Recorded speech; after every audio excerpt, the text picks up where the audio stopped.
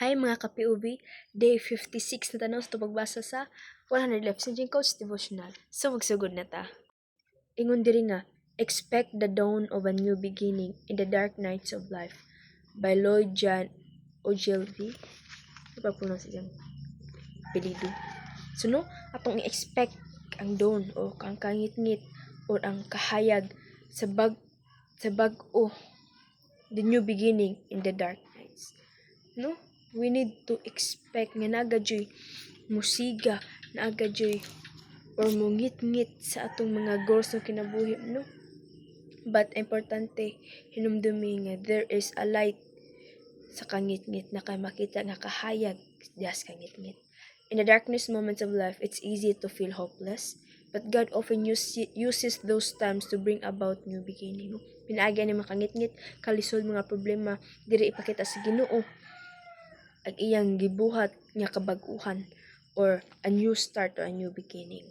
Just as night always gives way to the dawn, so too will your hardship make way for renewed strength, joy, and purpose. So no, tungod sa kangit-ngit, ini kakadlaw na idono, tumakita, ni ko na po'y kahayag, ni kangit-ngit, ni kahayag. Na problema, ni kasakit, pero na solusyon, na ikalipay. Nagay. Trust that God is working even when you cannot see it, shaping a brighter future out of the shadows. So trust Jud always no ang Ginoo nagalihok, even silent ang Ginoo sa imong kinabuhi usahay. Wala nang pasabot nga wala siya nagwork sa kinabuhi, but He works silent sa imong kinabuhi. Hold on to His promises, for the dawn of His plan will come at the perfect time, bringing hope and restoration. Let faith be your guide as you wait for His light to break through.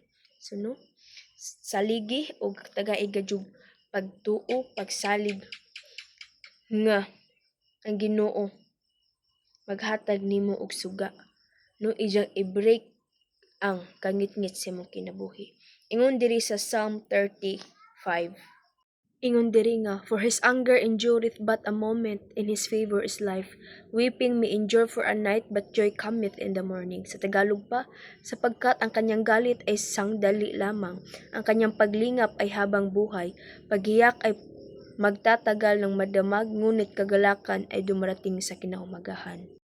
So no, weeping may stay for the night, but rejoicing comes in the mornings.